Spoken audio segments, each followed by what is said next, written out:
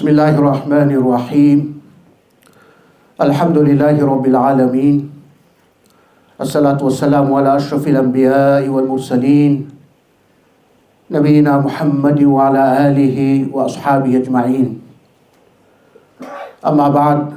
Qala Allah tabaraka wa ta'ala: Ma ataakumur rasulu fakhudhuhu wa ma nahakum anhu fantahu. وقال النبي صلى الله عليه وسلم عليكم بسنتي وسنة الخلفاء الراشدين المهديين أو كما قال صلى الله عليه وسلم صدق الله العظيم وبلغنا رسوله النبي الكريم ونحن على ذلك لمن الشاهدين والشاكرين والحمد لله رب العالمين. I humbly request that each and every one of us recite with the greatest amount of love and reverence, durood and salam upon beloved Nabi Sallallahu Alaihi Wasallam. Allahumma salli ala Sayyidina wa Mawlana Muhammad wa ala ali Sayyidina wa Mawlana Muhammad wa barik wa sallim. Ya Rabbi salli wa sallim daiman abadan ala habibika khairil khalqi kullihimi amma ba'd. Ulama kiram, respected elders, brothers, our respected mothers and sisters, and most important of all, our esteemed and dear students who are graduating today. I first of all want to take the opportunity of extending my profound gratitude and appreciation to our most gracious host, Sheikh Zahir Mahmood, or Sheikh Zahir Mahmood, for inviting me to such an august function and gathering and affording me an opportunity to be here on such an important occasion, such a wonderful and blessed occasion, and giving me an opportunity to meet with the community of Birmingham particularly, but also inshallah in other parts of other cities of UK, inshallah, during my brief stay here, inshallah, in the next few days. I'm very honored and humbled, Sheikh, for this opportunity. And really, it affords me an opportunity to increase my learning, to open my visions and horizons. And may Allah keep that with us till the end of our lives. My message to the students, which I will be sharing a few others with you inshallah, is that this is the beginning of a bigger learning program that you will be entering. You have completed a small program to enter a bigger program. Don't think that this is the end of your journey of knowledge. You have learned how to learn. Now the actual learning starts, inshallah. So, I also want to congratulate Sheikh on the immense activities that have been carried out by As-Suffa. And the very choice of the name As-Suffa is something that is unique, mashallah. Really, I think he's been inspired by Almighty Allah subhanahu wa ta'ala for the choice of such a beautiful name. In that, we're going back right to the time of Medina, in the time of beloved Nabi Sallallahu Alaihi Wasallam.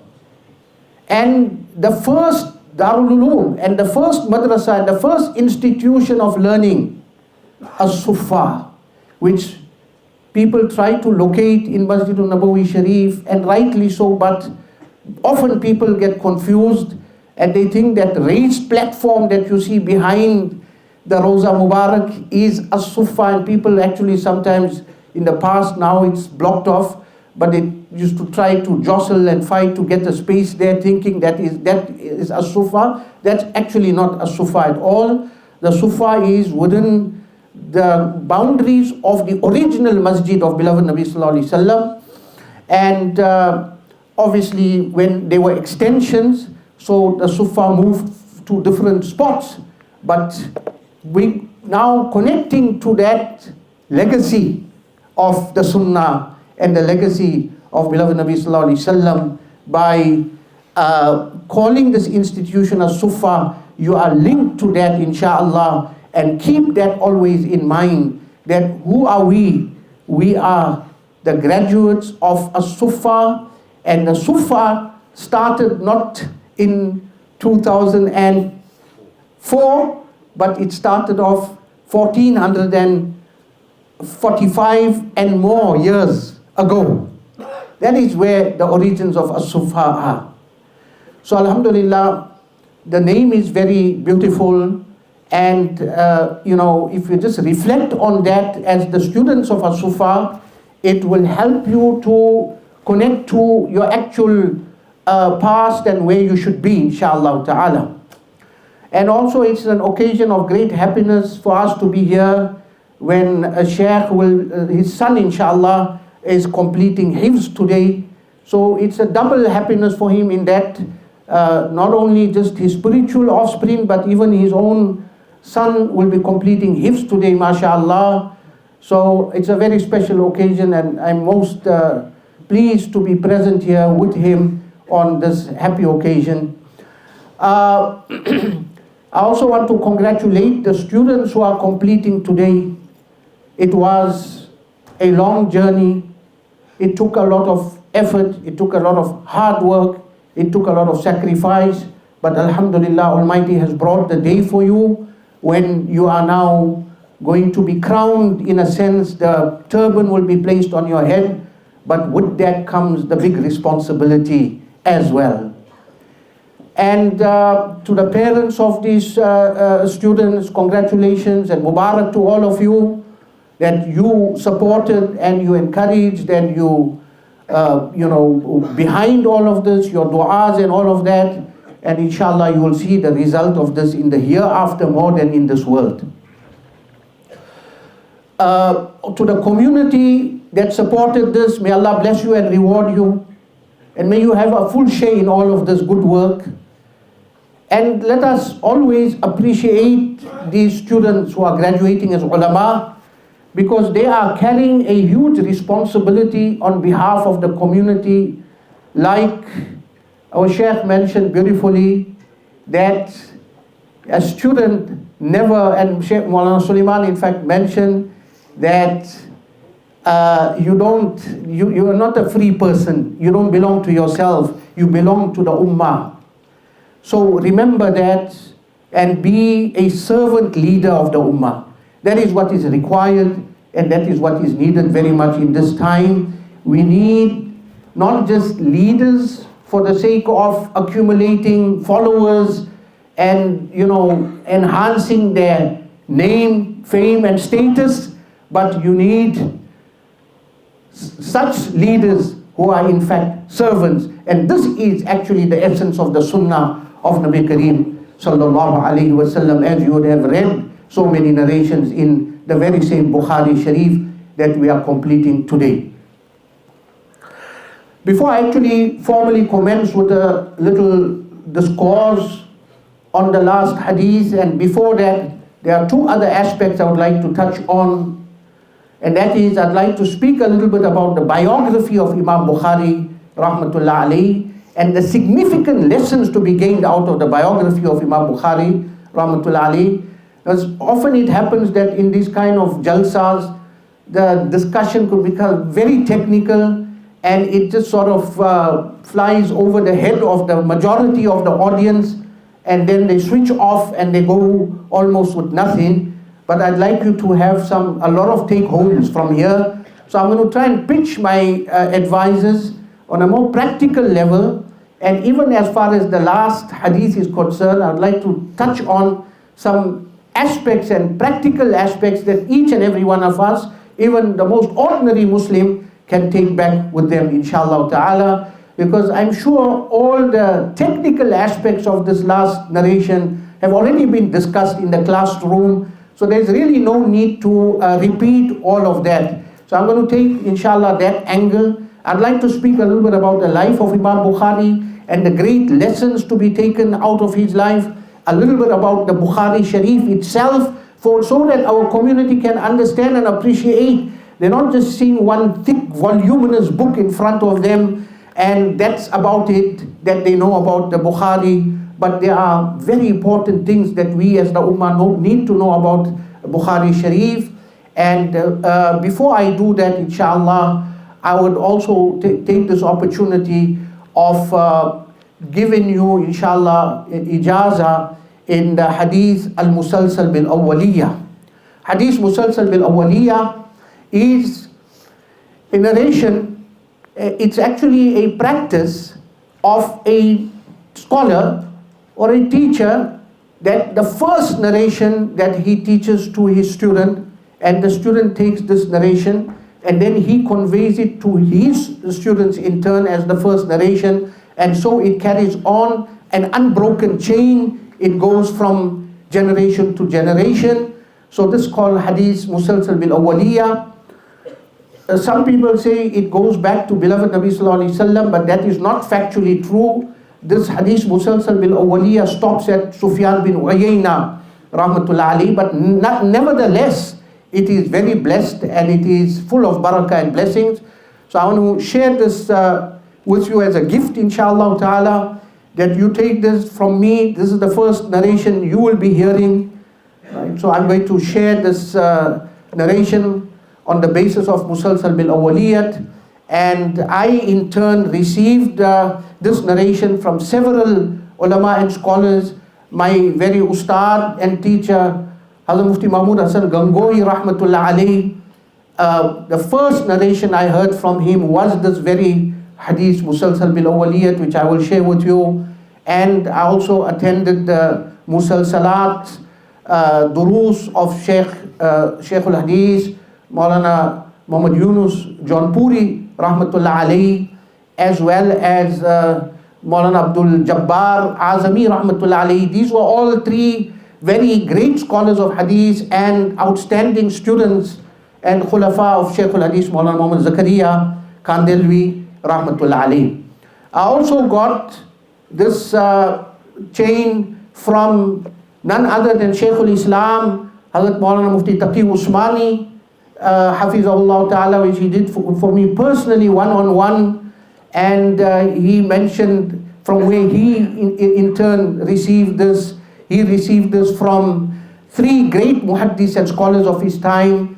Sheikh Yasin Fadani rahmatullah alayhi, who was a great muhaddis of his time.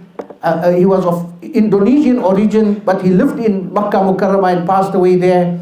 And his sanad and his chain was very high. And Shaykh al-Islam Maulana Mufti Taqi Usmani also received this from Shaykh Hassan al-Mashat, and also from Shaykh Abdul Fattah Abu Ghudda. And alhamdulillah, also received this directly from Shaykh Abdul Fattah Abu Ghudda when he visited South Africa. I had the honor and opportunity of being his translator, that I used to translate the talks and advices of Shaykh Abdul Fattah Abu Ghudda, who was really a giant of a scholar. So this Hadith Musalsal bil Awwaliyat is from an Abdullah bin Amr ibn al-As radiyallahu ta'ala anhuma, annahu qala Rasulullah sallallahu alayhi wa sallam, ar-rahimun yarhamuhumur rahman tabaraka wa ta'ala, irhamu man fil ard yarhamkum man fis sama, aw kama qala alayhi salam. I give this ijaza to the students particularly, but to the ulama and all others, and even the alimas and others in this audience. This is the ijaza of Hadith Musalsal bil Awwaliyah from these sources that I have, and you can inshallah convey it and transmit it, and we all will inshallah will be in the ajr and the reward and the thawab. Just to briefly translate this narration, which is a very important narration, in which Nabi Kareem Sallallahu Alaihi Wasallam speaks about the importance of mercy, Rahimun. And this is linking back to the works of As-Suffa. Allahu Akbar. The one very important dimension of the Suffa Institute is the relief wing. And this goes back to this very narration where Nabi Kareem Sallallahu Alaihi Wasallam says, Ar-Rahimun, Ar-Rahimun yarhamumur rahman. Those who are merciful, those who are kind, those who are compassionate, those who are humanitarian, those who are concerned about the welfare and well-being of humanity. Ar-Rahimun, they are the Ar-Rahimun. Then Yarhamumur Rahman, Tabaraka wa Ta'ala. Allah, who is Ar-Rahman, who himself is the embodiment of mercy, he will show mercy and kindness to them. Irhamu man fil ard, show mercy to those who are on earth, and yarhamkum man fis sama, the one who is above, Allah Rabbul Izzat will show mercy to you. May Allah make us all embodiments of mercy. May Allah subhanahu wa ta'ala fill our hearts with mercy, that we become those who spread mercy in the world. And that is in line with what our Creator and our beloved Nabi they are what we could call the epitomes. Allah Rabbul Izzat is Arhamur Rahimin, the most merciful of all. Nabi Kareem Sallallahu Alaihi Wasallam is Rahmatul Lil Alameen. So what does that make us? It makes us the Ummah of mercy, and that we should be those who spread mercy on earth. And there's no differentiation when it comes to spreading mercy. All of human beings, all of the human family, al-khalqu kulluhum ayalullah, everyone is like the family of Allah, not in the literal sense but figuratively, meaning that they are all beloved to Allah subhanahu wa ta'ala. And ahabbuhum, the one who is the most beloved to Allah is the one who shows the most amount of mercy to his creation. And not only just to human beings, but even it should transcend to animals and all the makhluk and creation of Allah subhanahu wa ta'ala. We will be astonished to learn that in the history of Islam, there were awqaf and waqfs that were set up by wealthy people to take care even of old horses that had gone past the usage that they use and so on. They used to have special meadows for them to graze, and they would be given care and care for other animals and so on. Today we talk of SPCA, Society for the Prevention of Cruelty to Animals, but this was something that came in the legacy of Islam. So having shared this narration with you, I would like now to commence with the discussions on Bukhari. And obviously the book it cannot be a book without the author, and the author's spirit is what is captured in the book. So it is very important for us to know about this great author, and the author is none other than Abu Abdullah Muhammad bin Ismail bin Ibrahim ibn al-Mughira ibn Bardizbat al-Ju'fi al-Bukhari. This is his full name, and the students when they read the narration, they take the full name of Imam al-Bukhari. I'd like to just say a few words about his lineage. Imam Bukhari rahmatullah alayhi's great-great-grandfather, whose name was Bardizbah, he was actually of Persian origin. So Imam Bukhari is an Ajami. He's not an Arab. He's a non-Arab. And the amazing thing about all the 6 books of Hadith, which are called the Usulu Sitta or Kutubu Sitta, or some call it Sihau Sitta, their authors, every one of them, or their compilers, were Ajami. They were non-Arab.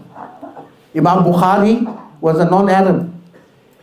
Imam Muslim, although he's attributed to be Qushayri, but he was not an Arab. That nisbat of Qushayri as Jofi is actually because of the people on whose hands they accepted Islam. And like that, Abu Isa Tirmidhi, Imam Nasai, Imam Abu Dawood Sijistani, Imam Ibn Majah Qazwini, these were all non-Arabs. And this teaches a very important lesson to be learned in this, is that Allah subhanahu wa ta'ala is not dependent on any particular race to do His work. When Allah chooses, He will choose whoever He wants, and it is the eagerness of the person to come forward, that he comes forward and Allah uses him for the effort of his deen and for the service of Islam. So Imam Bukhari's great-great-grandfather Bardizbah was a Majusi. He was a Persian fire worshipper. Then his great-grandfather Mughira accepted Islam at the hands of Yaman al-Ju'fi. So this is how the nisbat of Ju'fi is attached to Imam Bukhari rahmatullah alayhi. And in this is a lesson for us too, that those who are new Muslim, don't underestimate them. Don't underestimate them. It is possible that from their progeny, great scholars of Islam will emerge. Therefore, we should put a great focus on dawah, especially in these countries where we are living as minorities, whether it is South Africa, whether it is other countries in Europe, in Africa, in UK. We should put a lot of emphasis on dawah. We don't know what jewels are hiding there.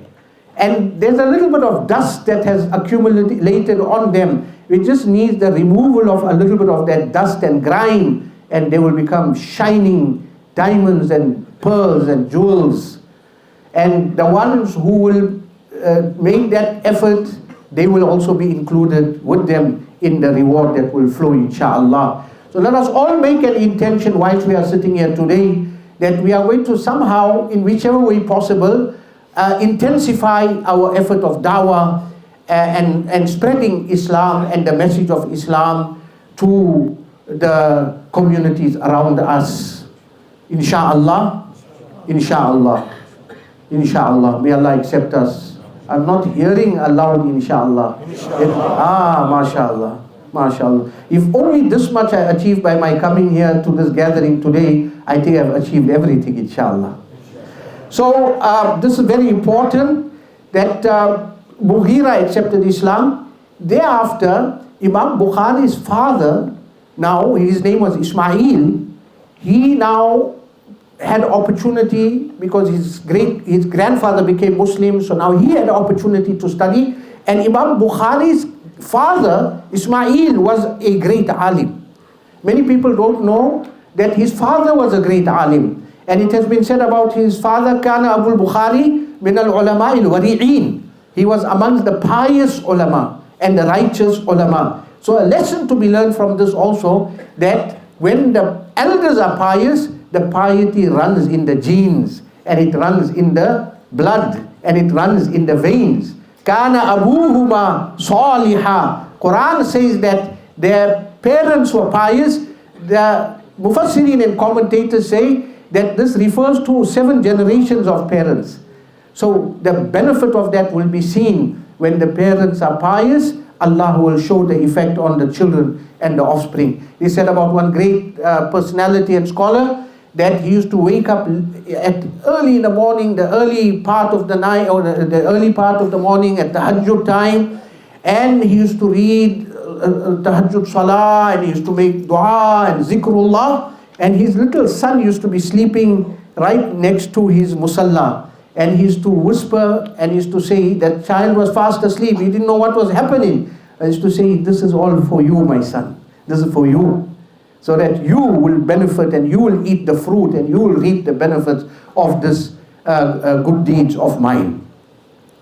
So Imam Bukhari's father passed away when he was very young, very young. So he was an orphan and yatim. And again, a great lesson to be learned, that those who come from, disadvantaged backgrounds, that they may have lost a parent, they may be orphans. We're not supposed to look down on them as, people who become burdens on society. There's so much of potential in these people that Allah knows what they can become. And his father was a very wealthy man. He left behind quite a big estate, but every penny of it was absolutely of halal. Not a doubtful penny in the entire earning of Imam Bukhari's father. And this is one of the reasons why Allah chose him and selected him. The barakah of that income, the pure income, that halal tayyib, is actually what led to this great Imam becoming who he was. Nevertheless, his father passed away. His mother was very pious. And again, it all goes back to the old story, that behind every successful man is a woman. And who is that? It is the mother. Wives may be smiling, thinking that it's me. Yes, they do have a role to play, undoubtedly. They also make the sacrifices. I'm sure Sheikh's family would have made a lot of sacrifice in his work, and like that, many other ulama, right? That their families do make the sacrifice, undoubtedly. But the first sacrifices come from the mothers, and they are the ones who really, the ones who, their du'as and their crying and their tears is what makes a person whatever he becomes in life. Nevertheless, a lesson to be learned again, and especially for our sisters that are present here, that don't think that your piety and your du'as and your crying will go in vain. Allah will show you the fruits of it in this world, and you'll see the fruits of it in the hereafter. Continue to supplicate and continue to make dua for your children. What we find, an amazing incident in the life of Imam Bukhari as a child. Suddenly, one day he became blind. Allahu Akbar. Now imagine, on one side he's a yatim, and then he becomes blind. What anguish his mother must have gone through. But the piety of his mother, her faith in Allah, her tawakkul and trust in Allah. Allahu Akbar. This is a lesson for our sisters to learn, that don't give up and don't lose hope. Always be hopeful and always be optimistic. And she began to make earnest dua for the return of the eyesight of her child. Now, medically, it may even be said that no, it's impossible. Now you lost your vision, you lost your eyesight. It's a lifelong thing. But in the eyes of Allah, there's no such a thing as impossible. There's no such a word in the vocabulary of Allah subhanahu wa ta'ala, because He is the one who's the master and the controller of everything. The mother she went into overdrive in dua, and day and night she would be crying and begging Allah subhanahu wa ta'ala, "Oh Allah, restore the sight of my child." We can imagine what power there is in the dua of a mother, that it even shakes the arsh of Allah subhanahu wa ta'ala. And her du'as were relentless. She never gave up and said, now what is the point? It's not going to get better. I might as well just give up. She never gave up. She continued making dua until a time came when he reached the age of about 10.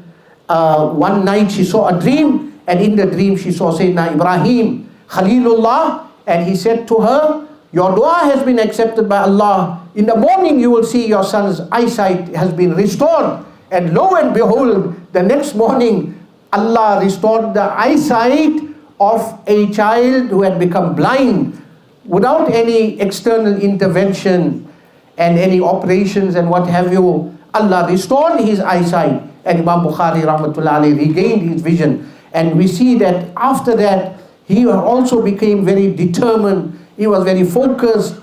He was never playful, and he realized that I should dedicate myself to the service of Islam. And so Imam Bukhari rahmatullahi alayhi, from a very young age, and there's a lesson again, I'm trying to draw out the lessons from the biography of this great Imam, that the children too, you have time, for your recreation and your playing and all of that. We're not, they say, all work and no play makes Jack a dull boy.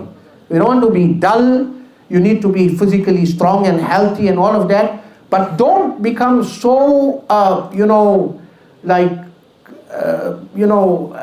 caught up and so engrossed in your play and all of that, and in your football and your matches and all of these things. I'm talking in football territory and country now, and we know the scores are coming in and the goals are being scored and all of that. But there's a line we should draw, and it should be more about our own fitness and so on. And let's not become so distracted by these things that, our whole day and night focus goes there, and we lose our purpose and objective of why we are here in this world. So Imam Bukhari was very focused as a young man, as a young boy, very serious. He never wasted his time in playful things like normal children would do. And then Allah subhanahu wa ta'ala blessed him with an amazing blessing, and that was the photogenic memory Allah blessed him with.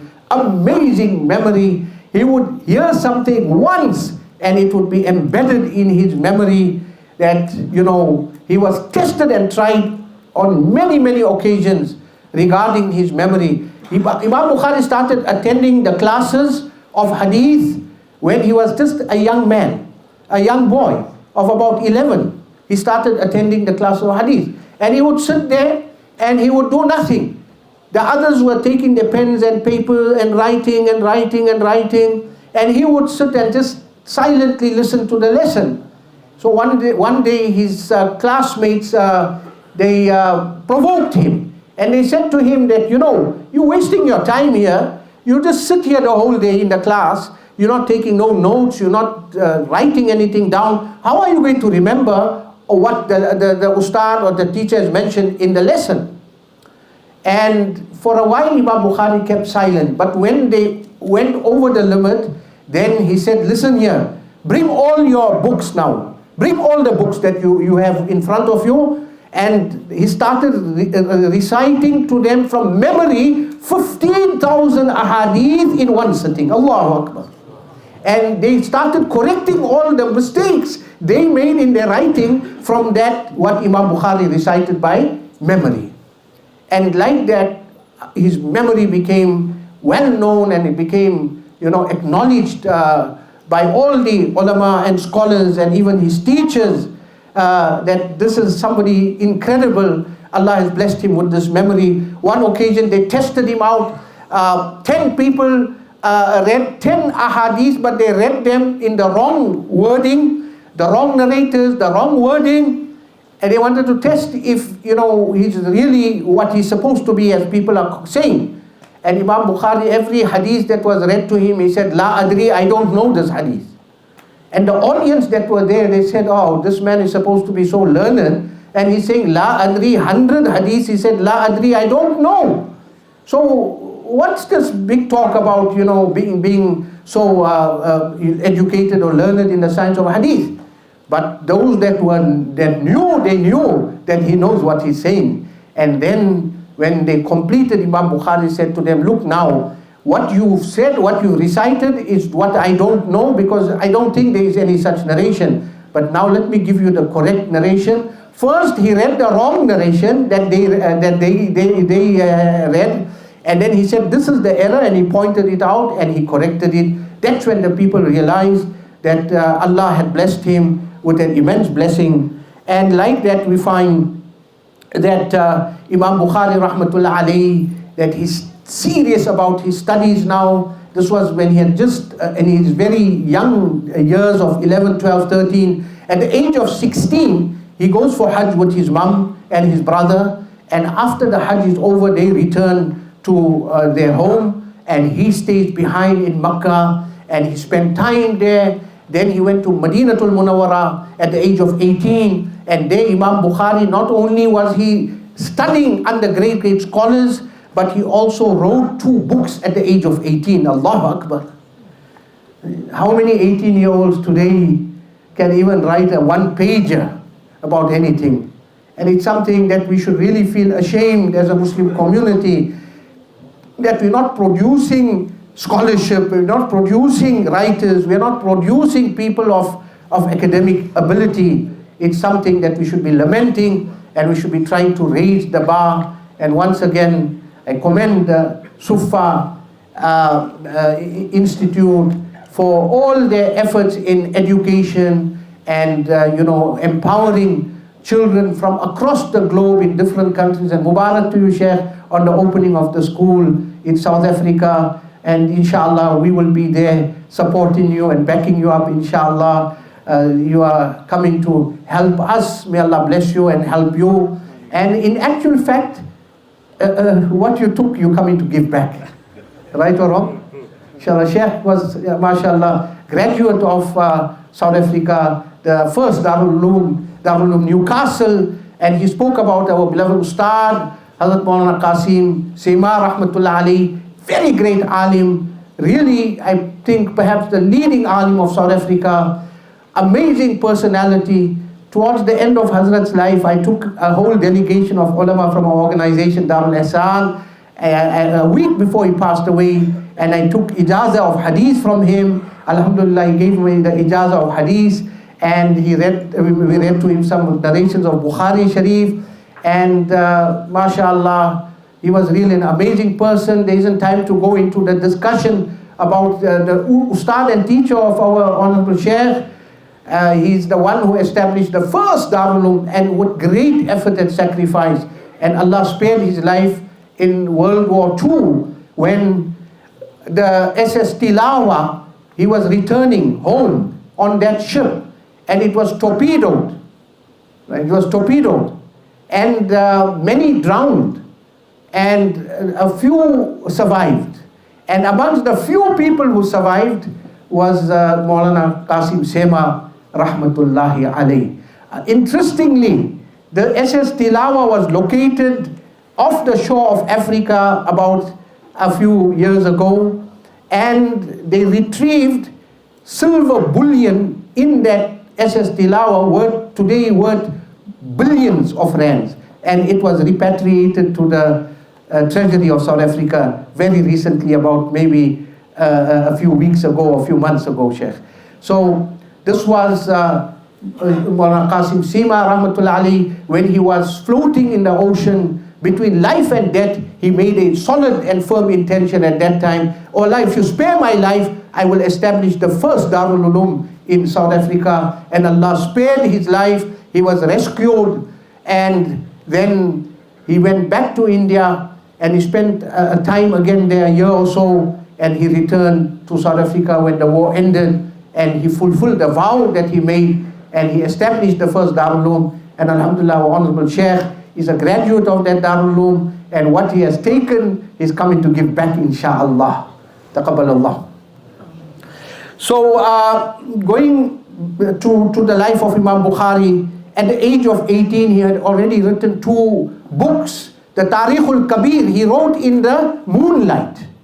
In the moonlight, he wrote this book, because he could not afford candlelight and so on. And for 16 years, he traveled across the length and breadth of the Muslim world of that time: Baghdad, Basra, Kufa, Damascus.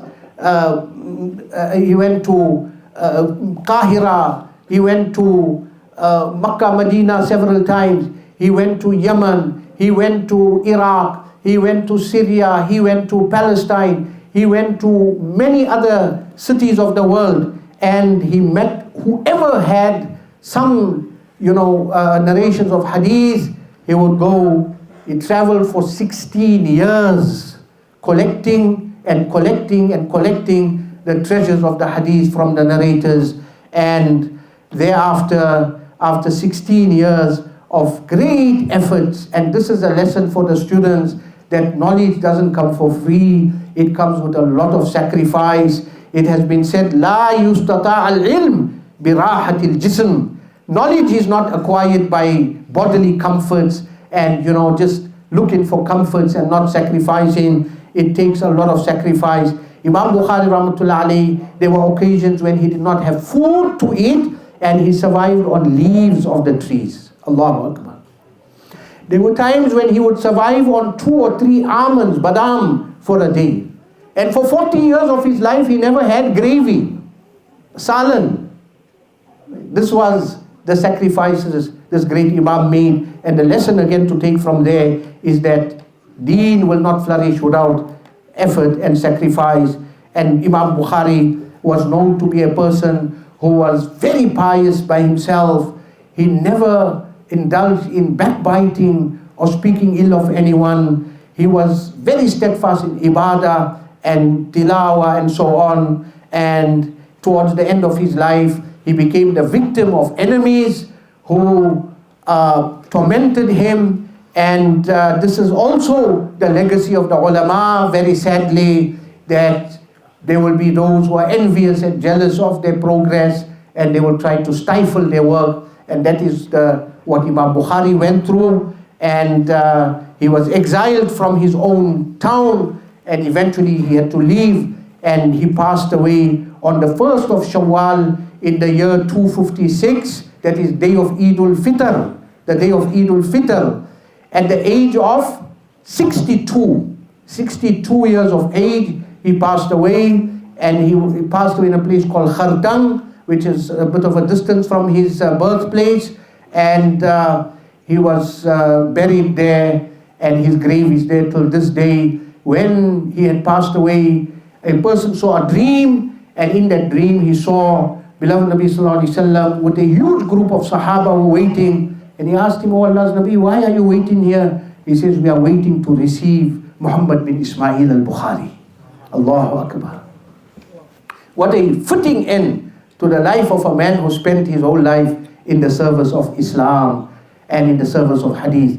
And it is said that from the grave of Imam Bukhari, such an amazing fragrance emitted and emanated that people were taking the sand away. They feared that they'll take all the sand away. The rulers had to actually sort of put an enclosure there. This was the barakah of attachment with Hadith, that Allah subhanahu wa ta'ala showed the fragrance of that in this world already before the hereafter. So may Allah subhanahu wa ta'ala inspire us by the life of this great Imam, and that we take these lessons home. So a few words about the Bukhari Shareef, and then we'll go on to the last lesson inshallah ta'ala. The name of Bukhari Shareef, the full name, the actual name, is very important to know, because in the name there is a lot to be said about the book itself. The full and proper name is Al-Jami'u Sahih Al-Musnad Al-Mukhtasar min Umuri Rasulillah Sallallahu Alaihi Wasallam wa Sunanihi wa Ayyamihi. That's the full name of Bukhari Shareef. And just to briefly explain what it means, Al-Jami' means it is comprehensive. It comprises of all the chapters of the Sharia, from Kitabul Iman and starting with belief and faith, and in fact he goes before that to Babu Bad'il Wahi ila Rasulillahi Sallallahu Alaihi Wasallam, the beginning of Wahi and revelation, and then all the chapters that are necessary and required in the life of a believer. Imam Bukhari Rahmatullahi covers all of that, so it is Al-Jami. And As-Sahih means he has made an effort to compile only those narrations which are absolutely authentic, and there isn't any iota of doubt in those narrations. And Al-Musnad means that it is linked by a chain. Every narration has got a chain, and Honorable Maulana Yasir mentioned about the importance of sanad in Islam, that this is a beautiful system that Allah has given us in this deen of ours, that everything goes back and it has a source, and there is a chain of narrators, and it is linked, and you have to be part of that link. Otherwise, you know, they say, La ta'khudhuhu baba man la baba lahu. Don't make that person your father who doesn't have a father himself. How can he be your father? You need to have a link. You need to be connected. So therefore, those people who just study books without any chain, then what we are going to say is that their knowledge is not authentic, because there's no chain linking them back to the source, the original source. And this is what these great scholars have done, that every narration, they have got a link, a chain. And Imam Bukhari, out of 600,000 ahadith that he had compiled, he selected only 7,275 for inclusion in this book, which he had taken from 1,080 teachers. And Imam Bukhari went through, like Sheikh mentioned, the narrators, they went through with such meticulous scrutiny that maybe the intelligence agencies don't go through a person's records like that, the way they went through it. Subhanallah. It is said that even a person won't go through that with his prospective Jamai, his prospective son-in-law. Normally when somebody comes a proposal for your daughter, you'll go through him with a fine comb, and you'll try to track everything, what he did, where he's from, who's his friends, what's his company, what's his family background, because obviously it's a matter of a lifelong matter of giving your daughter's hand to someone in marriage. But they did even greater homework in the narrators than a person will do in looking for a son-in-law for his daughter. Allahu Akbar. This was the labor of love. This was a labor of love. This is a unique thing in the history of Islam. The whole science of Asma'ul Rijal and narrators and the status of narrators, and they even went as far as looking into their piety or acts of impiety that could have been found. They went into aspects of the beliefs of those people. They went into aspects of the memory of those people. How was the level of their memory? Was it weak, strong, and so on? All of that was documented, and there are countless books on the subject of Rijal. And this is the unique system of Islam, and this is where we say that this is the protected deen, this is the preserved deen, because Allah subhanahu wa ta'ala preserved it by the preservation of all of those narrators as well.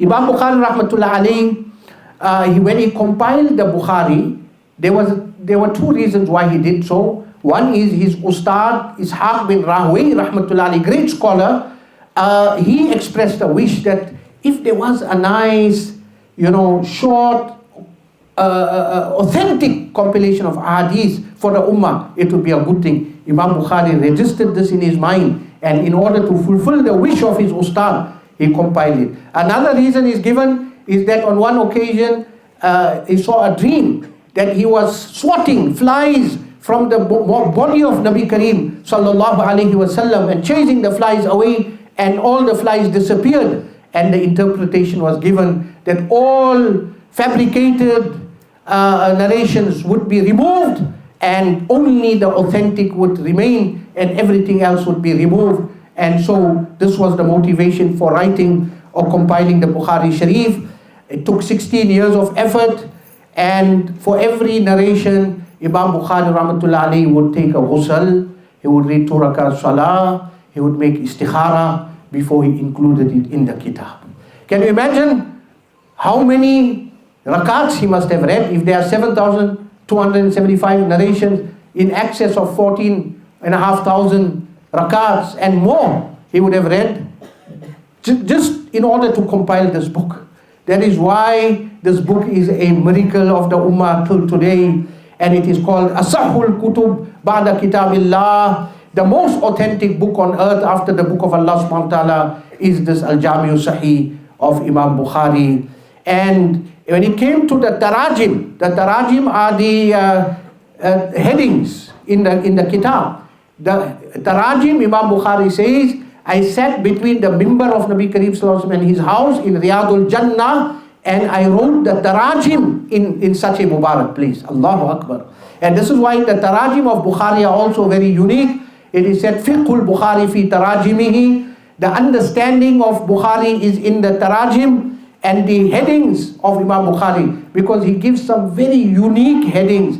The ulama till today are unraveling the mysteries of the tarajim of Bukhari. Allama Anwar Kashmiri rahmatullah alayhi expressed an amazing wish. He said, I wish Ibn Taymiyyah rahmatullah alayhi had undertaken the task of unfolding the mysteries in the tarajim of Bukhari, because he would have been the most suitable person to do this. But is that till today ulama are finding new and new research and new concepts and ideas emerging from the tarajim of Imam Bukhari rahmatullahi ta'ala alayhi. This book is world famous, and it is in the curriculum of all the institutions of learning. You cannot truly become an alim until you have not gone through the Bukhari Shareef. And this book had the glad tidings that Nabi Kareem sallallahu alaihi wasallam mentioned regarding this book to a certain scholar by the name of Mirwazi rahmatullah alayhi, that why don't you read my book? So he said, O Nabi of Allah, which is your book? He said, the book of Muhammad bin Ismail al-Bukhari. Nabi Kareem sallallahu alaihi wasallam attributed this book to himself. And it is one of the only books of hadith that was read from cover to cover inside the Kaaba Sharif. Allahu Akbar. And we find that there are barakat in this book here. The removal of calamities, the fulfillment of needs. When we were students in Darul Uloom Deoband, then often they would say Khatme Bukhari. There'll be a khatam of Bukhari, and they would distribute the paras, the juz of the Bukhari to the students, and the students would read, and then dua would take place for any need, any calamity. Imam Sakhawi rahmatullah alayhi, Ibn Kathir rahmatullah alayhi, great scholars have mentioned that whenever there's a calamity or disaster in the ummah, then one way of removing that is through the recitation of the Bukhari Shareef. So this is the barakah of this book, and it is something, one of the wonders of this book is the amount of commentaries that have been written on Bukhari. Allahu Akbar, amazing, in Arabic, in Persian, in Urdu language. There are countless commentaries, and the commentaries haven't stopped. You're getting more and more commentaries coming out now, even in English language, mashallah. Some commentaries have been prepared on the Bukhari Shareef, and this book that was mentioned about the Sulasiyat. There are 22 Sulasiyat in the Bukhari Shareef, and this is where the narration is very short between Imam Bukhari and Nabi Kareem Sallallahu Alaihi Wasallam, where only 3 persons in the chain between him and Nabi Kareem Sallallahu Alaihi Wasallam. There are 22 such Sulasiyat. I'm sure all of the details will be mentioned in the book. I'm really eager to have my own copy, inshallah. This is an amazing thing, and a feather in the cap of Suffa Institution, that alhamdulillah a book of this nature has been written by a graduate of this institution for taqabbal Allah and Mubarak to the 2 ustads and teachers here. And one thing about the Sulasiyat of Bukhari is that out of the 22, 20 of those Sulasiyat are linked to the students of Imam Abu Hanifa rahmatullah alayhi. 20 of those narrators in those 22 were actually the direct students of Imam Abu Hanifa rahmatullah alayhi. Allahu Akbar. So in the Sulasiyat of Bukhari, the students of Imam Abu Hanifa feature in there. And the ulama has said that there's so much of emphasis on the Sulasiyat of Bukhari, but there are so many Sunaiyat. There is only 2 narrators between Imam Abu Hanifa and Nabi Kareem Sallallahu Alaihi Wasallam, and not much attention is being given to that. So I am throwing a challenge today now, inshallah, to these graduates of this institution, that you come out with a book on the Sunaiyat of Abu Hanifa, and that must be another feather in the cap of this institution. Inshallah. Inshallah. The students are not saying anything. Inshallah. Say inshallah. May Allah accept you for this, inshallah. And till today, mashallah, millions of students are studying this kitab, and it will carry on till the end of time. And this is the barakah of the Bukhari Shareef. And now, inshallah, we come to the final lesson, and request one of the students, inshallah, to recite the last lesson.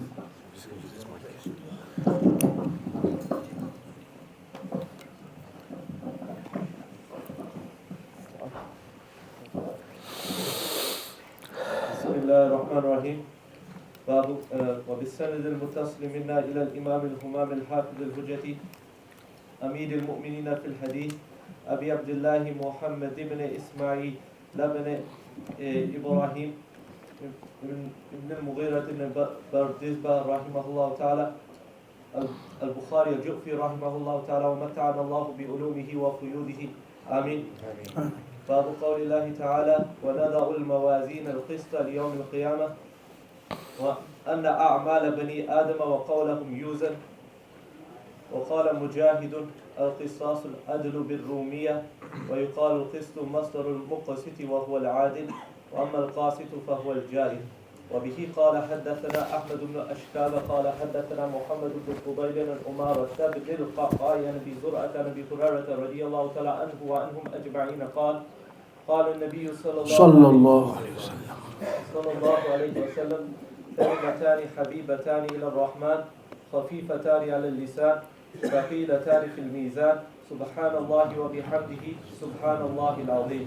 Let us all together, inshallah, say Subhanallah wa bihamdihi, Subhanallah al-Azim, Subhanallah wa bihamdihi, Subhanallah al-Azim.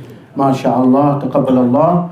This is the last and final narration of the Bukhari, and there are various discussions, academic discussions that are held regarding this, but in view of the limited time that I have, I'm going to try and keep it very short and brief.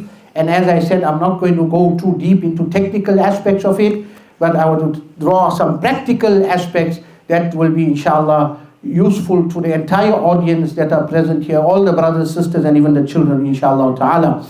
So we can say there are 10 important questions or discussions that come out from this last lesson of the Bukhari. The first question that comes out is that, what is the link between the first narration of Bukhari and the last narration? And there is a link. And this is one of the beautiful things about the Bukhari Shareef, that Imam Bukhari rahmatullah alayhi employed some unique techniques in his book. It had a amazing, a beauty about his style of presenting, that he connected this book. It was not disjointed like, there's no connection between things. Everything had some subtle connection. You had to look for that connection, and this is what the scholars of Hadith have been doing all their life. They've been studying it and finding the links and the subtle connections. So the first narration of Bukhari is definitely linked to the last narration of Bukhari. And the first narration of Bukhari, as all of you know, إِنَّمَا الْأَعْمَالُ بِالنِّيَّاتِ وَإِنَّمَا لِكُلِّ امْرِئٍ مَّا نَوَىٰ فَمَنْ كَانَتْ هِجْرَتُهُ إِلَى اللَّهِ وَرَسُولِهِ فَهِجْرَتُهُ إِلَى اللَّهِ وَرَسُولِهِ وَمَنْ كَانَتْ هِجْرَتُهُ إِلَى دُنْيَا يُصِيبُهَا أَوْ امْرَأَةٍ يَنكِحُهَا فَهِجْرَتُهُ إِلَى مَا هَاجَرَ إِلَيْهِ كَمَا قَالَ عَلَيْهِ السَّلَامُ. The first narration is about the importance of sincerity and ikhlas. And this is a lesson for the students, the teachers, and the ummah, that whatever you do, make sure it is done on the basis of sincerity and ikhlas, because if you do it with the sincerity and ikhlas, then there is going to come a day when your deeds and your doings and your words and all of that will be weighed. And what will be the weight? The weight will be based on sincerity. If there's no sincerity, it will be empty, hollow, and it will have no weight at all. And if it had sincerity, then it will be weighty in the scale. So this is the link between the first narration and the last narration. A reminder that your deeds are going to, the last narration is about the weighing of deeds. The last narration is about the weighing of deeds, and I will explain that the second point. So there is a connection between the first narration and the last narration, that your deeds are going to be weighed, but provided that you have sincerity in it, then it will be heavy in the scale. Otherwise, you can do a lot, but it will hold no weight. Like they say in English, expression to that, if something holds no weight, so it will hold no weight in the eyes of Allah subhanahu wa ta'ala. May Allah imbue us all with true sincerity and ikhlas. Ameen. Then the second question that arises here is that what was the purpose of this last chapter? What was Imam Bukhari trying to prove in this last narration and the last heading here that comes, Babu Qawlillah wa nada'u al-mawazin al-qist li-yawm al-qiyamah wa anna a'mala bani Adam wa qawluhum yuzan. He speaks about the weighing of deeds. And why does he speak about the weighing of deeds and the need for that? What was the purpose of bringing that in the heading? So the reason for that is because Imam Bukhari rahmatullah alayhi is actually refuting certain misguided groupings and sects that existed at that time, particularly a sect known as the Mu'tazila or the Rationalites. These were people who based all their understanding of Islam on rationale. If it did not have rationale, human rationale and logic, then they would reject it and they would say, no, we don't accept it because it does not appeal and we don't have a logical answer. So Imam Bukhari is refuting the Mu'tazila. The Mu'tazila is the rationalites here in this hadith. And that is why we find that in this last kitab, which is called Kitab al-Tawheed, the first book is Babul Badil Wahi, and after that comes Kitab al-Iman, and then comes Kitab al-Tawheed. So what is the connection between Kitab al-Iman and Kitab al-Tawheed? There is a connection. In Kitab al-Iman, Imam Bukhari speaks about all the things you have to bring Iman in. Iman-e-Mujmal, Iman-e-Mufassal. We all know that from childhood days in our maktab.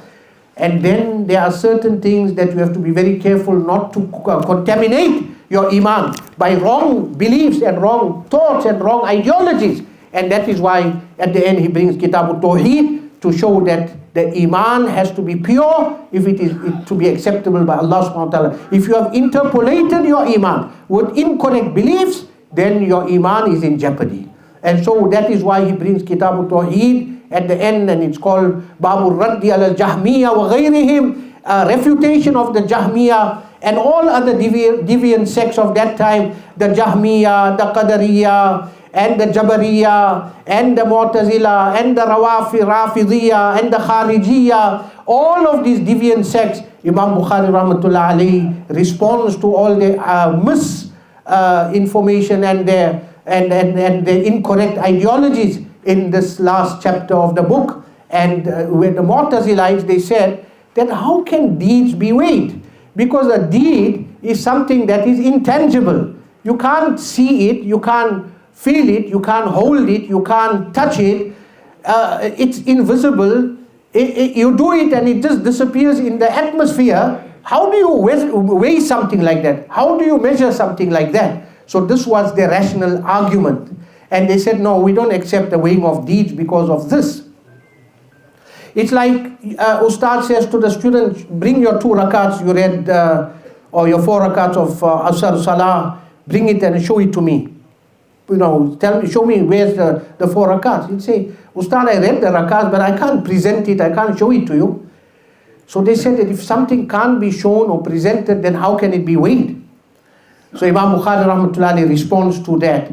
And nowadays, with the advent of science and technology, this argument falls flat on its face already, because there are countless things in this world that the human eye cannot see and we cannot really perceive, but it's measured and it is weighed and all of that. You know, there's meters. For example, atmospheric pressure. Who can see atmospheric pressure?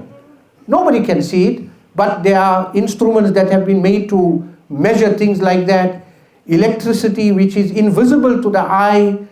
There are meters that have been made to measure all of these things. So now, science has already shown us that certain things that are intangible can be measured, and there are ways of determining all of those things. So therefore that argument falls flat. And furthermore, Allah subhanahu wa ta'ala is the one who has the might and the power. Allah is going to put His scale. The scale of Allah is so mighty and powerful that that scale of Allah is able to weigh all of these things. So therefore, there is no reason to doubt that. So this was a response to the Mu'tazila and the rationalites that Imam Bukhari gives in this particular narration and in this chapter. Because the hadith talks about kalimatani habibatani ila rahman, 2 sentences or expressions or phrases that are very beloved to Rahman, Allah subhanahu wa ta'ala. Khafifatani ala lisan, very light on the tongue for pronunciation purposes.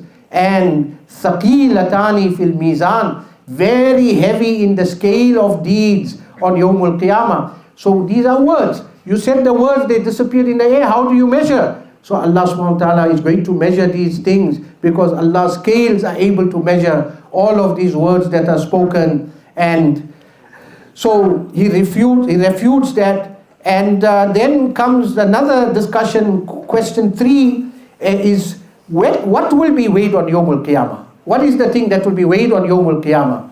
Is it the deeds, or is it the doer of the deeds, or is it the records of the doer of the deeds? There are discussions amongst the ulama, technical, academic discussions, and all 3 may be correct. That it could be that the person who did the deeds will be weighed on Yawmul Qiyamah. Right. If I go on the scale, sometimes some person goes on the scale, the scale can speak, it will say 1 at a time, please. Right. But nevertheless, the person will be weighed. In other words, in terms of his spiritual deeds, he will be weighed on Yawmul Qiyamah. That's one explanation.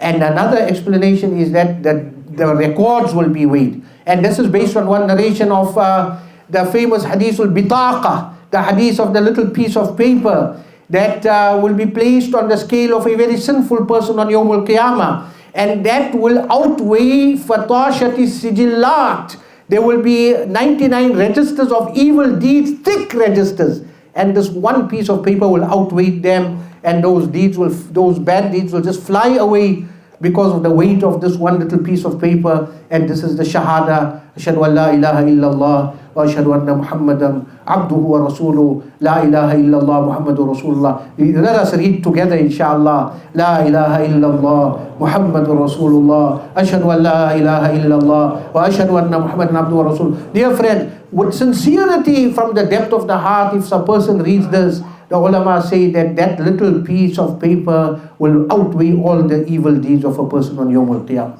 At any one point in your life, if you read it with utmost sincerity, that could become the saving grace for a person on Yawm al-Qiyamah. May Allah give us najat on that day. And the third is that the deeds themselves will be weighed, which is the more preferred view. Then the fourth question that arises, and that is, why are deeds weighed and why are they not counted? Because Allah subhanahu wa ta'ala could have counted the deeds, right? You read how many rakats? Right? You read so many thousand rakats, right? We're counting that. How many times you read subhanallah? We're counting the count of subhanallah. How many durood sharif you read? How many khatams of Quran you made? How many umrahs and hajj you made? We're counting all of those. No, Allah subhanahu wa ta'ala is not counting deeds. The deeds are not counted because it's not about quantity. It's not about quantity, it is about quality. Allah wants to see quality. أَخْلِصْ دِينَكْ يَكْفِكَ الْعَمَلُ الْقَلِيلِ. Be sincere and even little deeds will suffice for you on Yawm al-Qiyamah. Allah looks at quality. Allah looks at quality. We also look for quality. If somebody gives you 100 rotten eggs, will you accept it? You'll say, no, I don't want this here. Right? We look for quality. So Allah looks for quality, and that is why deeds are weighed. And then why, the next question that arises is, why did Imam Bukhari rahmatullah alayhi bring this narration about the weighing of deeds right at the end of the book? He could have brought it in the middle of the book and so on. Its answer is, it serves as a great reminder for the teacher and the students and the ummah that remember, at the end of it all, you are going to be held accountable, and there will be accounting, and there will be hisab, and there will be reckoning, and there will be the weighing of the deeds. So be conscious of that all your life, which is called fikr akhirah, and concern for the hereafter, and preparing for hisab on Yawm al-Qiyamah. So this is the reason why Imam Bukhari brought it right at the end as a reminder that don't forget, you completed the book, but don't forget that there is going to be, at the end of it all, there is going to be an accounting that will be given. And also we find another question arises that what is the significance of bringing this narration of this tasbih of subhanallah wa bihamdi, subhanallah al-azim right at the end?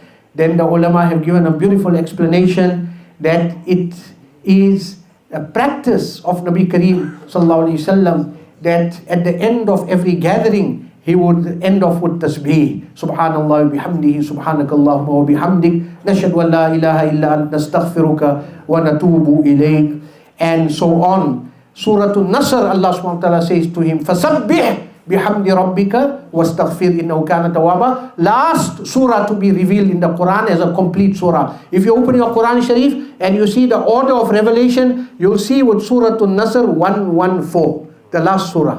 The last surah in terms of order of revelation to be revealed in the Quran was Surah An-Nasr as a complete surah. The last surah in the final Hajj of Nabi Kareem sallallahu alaihi wasallam. And in that surah, Allah subhanahu wa ta'ala is saying to him, fasabbih bihamdi rabbika wastaghfir innahu kana tawwaba. Glorify Allah, praise Allah, repent to Allah subhanahu wa ta'ala. And that is what we are supposed to do at the end of our lives. If we end our lives on that note, like we're ending the book on that note, that our ending of our life is with the zikr of Allah and the remembrance of Allah and the tasbih and the istighfar and the tawbah and so on, then whatever mistakes we made in between will be forgiven by Allah subhanahu wa ta'ala. Then inshallah next a minute or two inshallah I should be rounding it off. What are some of the rewards of this tasbih, subhanallah wa bihamdihi, subhanallah al-azim? Great rewards for it. It has been mentioned, a person who reads this 100 times daily, Allah will forgive his sins even if it is equivalent to the foam on the oceans of the world. Allahu Akbar. Who can compute and calculate what amount of foam there is there in the oceans of the world? It's like infinite almost. So Allah will forgive the sins of that person who reads 100 times. Also it has been said, the person who reads this 100 times on a Friday after Jumu'ah, Allah will forgive 100,000 of his own sins and 24,000 sins of his parents, or sorry, it's the other way around. Allah will write for him 100,000 rewards and 24,000 rewards for his parents for reading this 100 times after Jumu'ah on Friday. And this tasbih is the key of sustenance and rizq of Allah's makhluk and creation. So we should all make a habit and practice of reading these words. Let's read together again. Subhanallah wa bihamdihi, Subhanallah al-Azim, Subhanallah wa bihamdihi, Subhanallah al-Azim. And then also, what is the actual meaning of these words? The meaning of these words, the ulama have beautifully explained. Usabbihullaha anin naqaisi kulliha, mushtamilan ala mahamidiha kulliha, ma'azamati shanihi.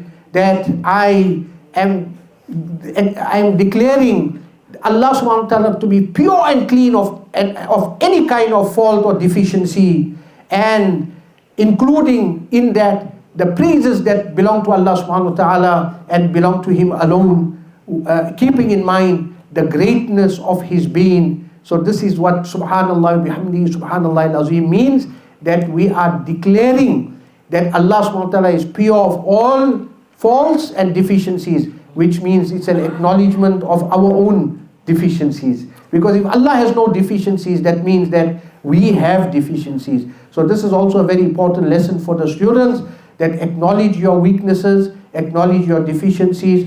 Don't be proud, don't be arrogant and think that I've got no faults or I've got no mistakes. But we all have mistakes and faults, and we have to work towards rectifying it. Shaykh Abdul Qadir Jilani rahmatullah alayhi, Pirane Pir rahmatullah alayhi, he had a very special murid and khalifa of his who stayed with him for many years of his life. And when he was departing, he said, Shaykh, give me some advice. So the Shaykh told him, two things you must not do. Two things you must not do. Don't claim to be Allah and don't claim to be Rasulullah. Ya Rab. The Khalifa, this murid was taken aback. He said, Shaykh, I spent so many years in your sohbat and company. Do you expect me to be so lowly that I'm going to claim to be Allah or Allah's Rasul? Right? The Shaykh said to him that what I mean is a deeper meaning. Don't claim to be Allah means that don't expect everything to happen how you want it to happen, because only Allah can let that happen. That's only for Allah. To decide everything must happen according to His will, that only belongs to Allah. Don't think that everything in this world is going to happen according to your will. If you think like that, that means then you are claiming to be Allah. And he said, as far as don't claim to be Rasulullah sallallahu alaihi wasallam, he is pure of all sins and faults, and he's ma'soom, and he is divinely protected by Allah subhanahu wa ta'ala. Don't claim to be Rasulullah, don't claim to be faultless and that you've got no faults or deficiencies. Work towards the reformation and rectification of that. And I end off on my advice on this note to the students and to myself first, and then to all of us, that always be cognizant of our weaknesses and shortcomings and work towards the reformation of that and work towards improving ourselves. And that is when we need to look for a spiritual guide, we need to look for a mentor, we need to look for somebody who will walk us through these things, who will keep a vigilant eye on us, who will correct us and rectify us when we slip and we go off track, and who will be a guiding hand to us in life. This is something very, very important, especially for the students who are graduating, that do not think that now this is the end of your journey as I said, is the beginning of your journey, and don't think that you have become perfected by completing Bukhari Shareef and now you got the certificate of Jannah and you got the passport of Jannah in your hand now. No, you have to work towards removing all the deficiencies and weaknesses, and it's a lifelong process. On that note, we end. May Allah subhanahu wa ta'ala imbue all of these students with ilm nafi and amal salih and taqwa and ikhlas and qubuliyat, and Allah subhanahu wa ta'ala take work of deen from them. Allah subhanahu wa ta'ala honor their teachers and their ustads and accept the institution at which they have acquired this knowledge, and all those students who are graduating as huffaz to Allah put the crown on their heads and the heads of their parents, and Allah subhanahu wa ta'ala grant them the passports of Jannah which they will distribute to their family on Yawmul Qiyamah. Wa jazakumullahu khairan. Wassalamu alaikum wa rahmatullahi wa barakatuh.